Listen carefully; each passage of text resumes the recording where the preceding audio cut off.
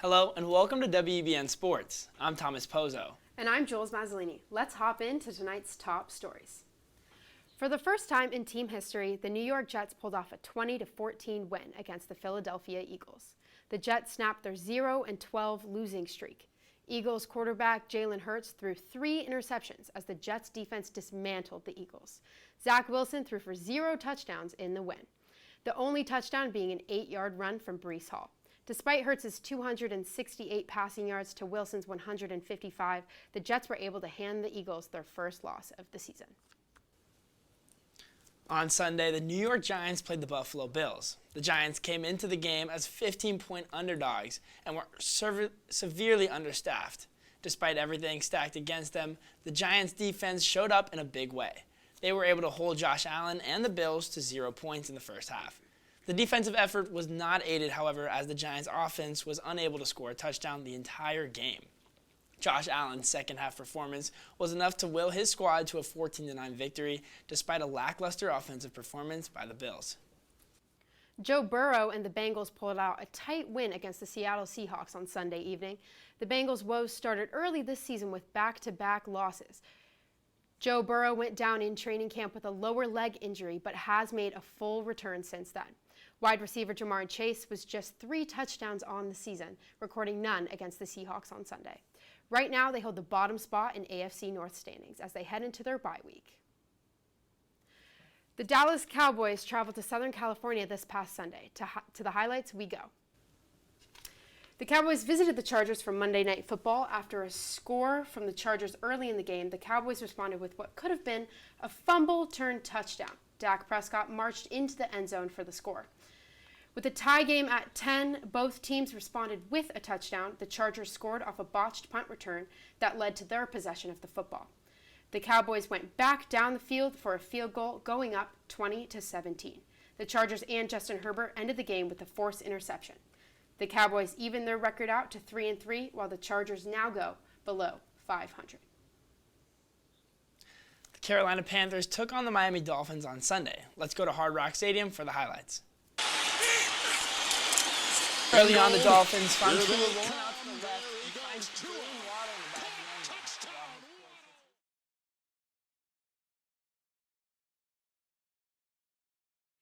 the end zone. Looking for a receiver and who else but Tyreek Hill. Stop.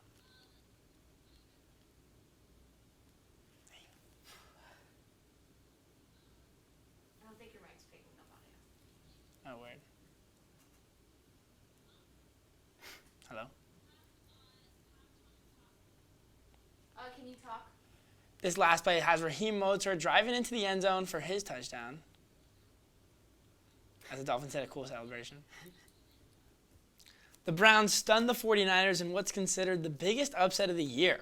While Browns quarterback P.J. Walker only threw for 192 yards and 2 interceptions, the 49ers allowed the Browns to stay in the game. Kickers were the deciding factor of this hotly scored battle. Browns kicker Dustin Hopkins had 4 field goals, while Niners rookie kicker Jake Moody missed what would have been the game-winning field goal. The Browns won this one 19-17. We now go to Holland Rutter, our NFL correspondent, for the latest heading into Week 7. The Patriots put up a tough fight against the Las Vegas Raiders last Sunday, only to fall short 21-17. The Patriots trailed early at halftime by 10 points, but started to make a comeback in the fourth quarter with a touchdown. However, with 2 penalties and a strong Raiders defense, the Patriots were not able to secure a win, making their record 1-5. Next week, they face another tough competitor, the Buffalo Bills. After the huge 40-20 win last week against the Washington Commanders, the Bears were riding high. Their 14-loss streak was finally broken, only to fall into the same hole last Sunday. The Chicago Bears played the Minnesota Vikings and lost 19-13, but their biggest loss was Justin Fields. In the third quarter, Fields fell on his right hand and dislocated his thumb. Rookie Tyson Bagent took over and played well, getting his first NFL touchdown. Fields hopes to return next week against the Las Vegas Raiders. With the slow start to the season, many people did not have the Houston Texans going far. That was not until rookie C.J. Stroud started his stellar career. Last Sunday, the team triumphed against the New Orleans Saints to 20-13. The team has had many other dominant victories over the Pittsburgh Steelers and Jackson Jaguars. In the upcoming weeks, they face the Panthers, Buccaneers, Cardinals, and Broncos. This team and rookie look to make big strides this season. That's all for NFL news. Back to you at the desk. We're going to take a quick break, but stay right there. More WEBN Sports coming up after this.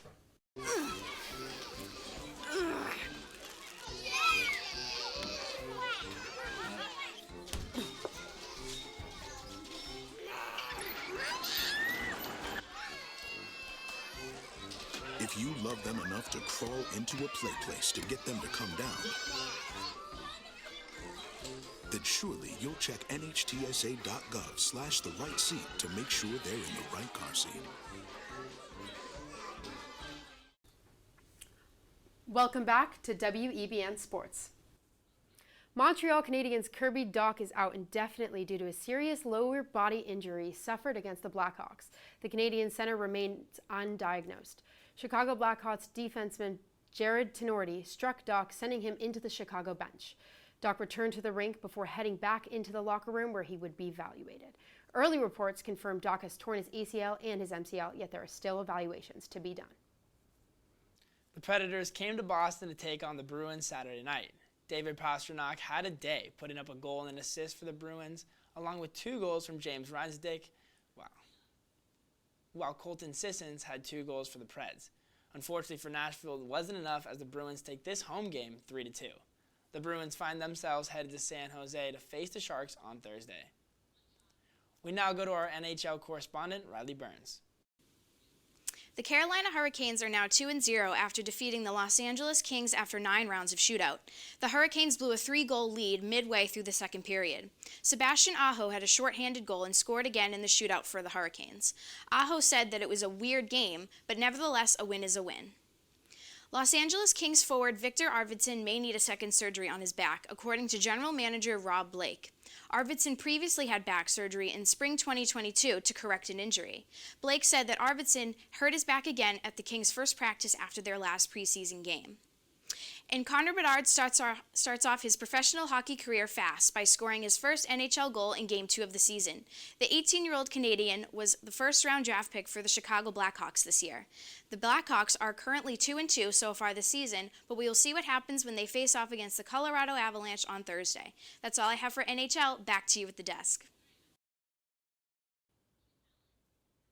Rookie Connor Bedard is not the only rookie to keep on your radar. Logan Cooley of the Arizona Coyotes started off strong in the preseason, going on to record 2 assists in his season debut.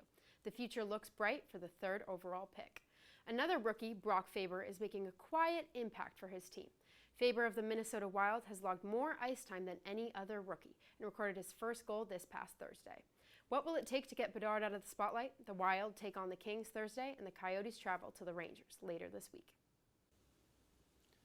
Coming off a 4-1 loss to the Golden Knights, the Anaheim Ducks rallied back against the Hurricanes. In a high-scoring game, Frank Vatrano was huge for the Ducks, getting his 4th career hat trick. Pavel Mintyukov also bagged his first career goal for the Ducks. The Ducks walk away from this one with a 6-3 win. After this short break, the latest on the upcoming Olympics and WNBA playoffs. Stay tuned.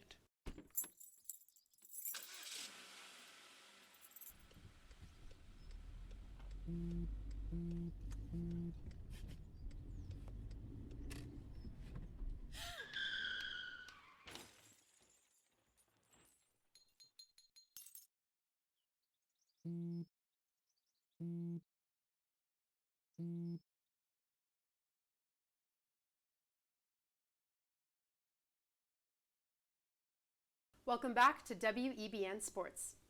The International Olympic Committee has approved of 5 new sports to be played at the 2028 Olympics in Los Angeles. The games will now include cricket, lacrosse, flag football, squash, and baseball softball. Flag football and squash will be making their Olympic debut. These 5 sports were added to showcase American sports culture as the games are being hosted here for the first time since the Winter Olympics in 2002. The addition of these sports was based on cost, complexity, environmental sustainability, and much more. For more on baseball, we go to our correspondent, Jain Sutcu. Miami Marlins chairman and principal owner Bruce Sherman announced on Monday that Kim Ng will be leaving the Marlins after 3 seasons as general manager. Ng made history being the first female general manager to lead a men's team in the 4 major North American professional sports leagues and became the highest-ranking woman in baseball operations in 2020. Although the Marlins gave her the opportunity to return for the 2024 season, she declined her mutual option. Manager Bruce Bochy announced on Monday that Max Scherzer will start Game 3 for the Texas Rangers when the ALCS against the Houston Astros shifts back to Arlington. Due to a teres major strain in his right shoulder, Scherzer was placed on the injured list on September 12 and hasn't appeared in the major leagues since.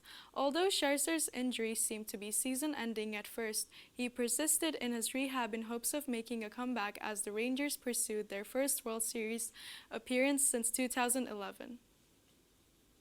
The Giants have interviewed assistant coach Alyssa Nakin for their managerial position.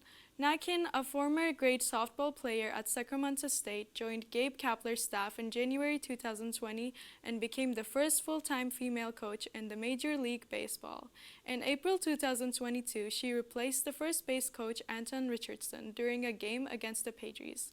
She is now known to be the first woman to get an interview for a managerial position in the majors. That's all I have for the MLB. Back to you at the desk. The New York Liberty beat the Las Vegas Aces in the 3rd game of the WNBA Finals, cutting Las Vegas' series lead to 2-1. The Liberty won the game by a score of 87-73. Lead forward Jonquel Jones, who scored 27 points, all-time great Liberty player Breanna Stewart also helped the effort, scoring 20 points. The Liberty played a great game, shooting 52.4% from the field and 43.3% from the three-point line. The two teams play again in Game 4 of the WNBA Finals on Wednesday, the 18th of October. Iowa women's basketball hosted DePaul at Kinnick Stadium for an exhibition game. The game had record attendance for a women's college basketball game with 55,600 fans in attendance. Caitlin Clark led the Hawkeyes with a triple-double in Sunday's win.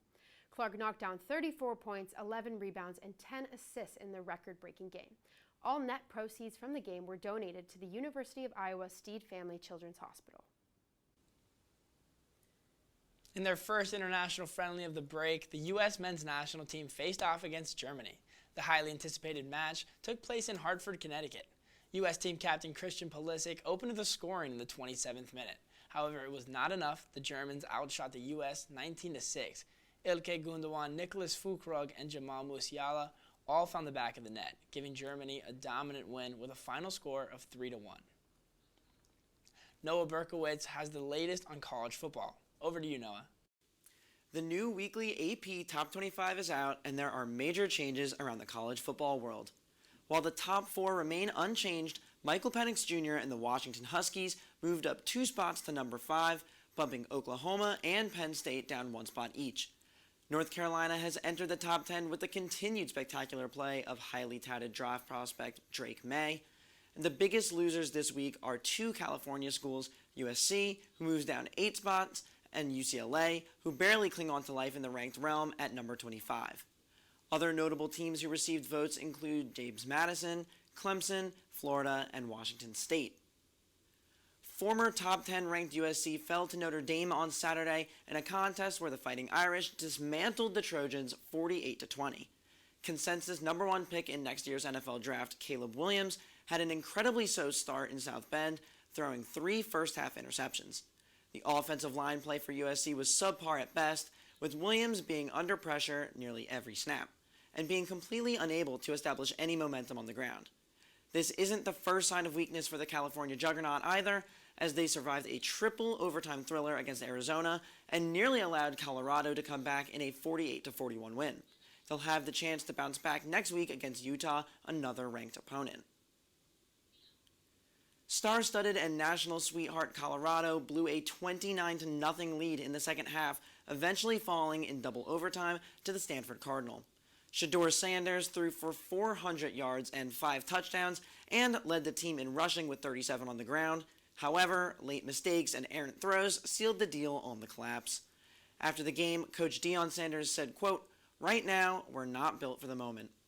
The Buffs face more challenges up the road, facing off with 25th ranked UCLA and 12th ranked Oregon State in the next 2 weeks. That's all for college football news. Back to you at the desk. The Texas Rangers defeated the Houston Astros in the first game of the ALCS 2-0. The game featured an intense pitching duel between Rangers southpaw Jordan Montgomery and Astros veteran Justin Verlander. Rangers catcher Jonah Heim started the scoring in the second inning with an RBI single, and Leody Taveras broke the game open with a solo home run in the 7th inning. Jose Leclerc closed the game out with his second save of this postseason. 38-year-old Cristiano Ronaldo is still doing what he does best. Portugal faced off against Slovakia on Friday for a Euro 2024 qualifier, and Ronaldo was able to bag a brace, scoring from the spot in the 29th minute and again in the 72nd. With this win against Slovakia, Ronaldo and the Portuguese side have qualified for the European Cup. Ronaldo said in an interview he aims to still be around to play in the European Cup in 2024. That's all for WEBN Sports tonight. I'm Thomas Pozo. And I'm Jules Mazzolini. Thanks for tuning in.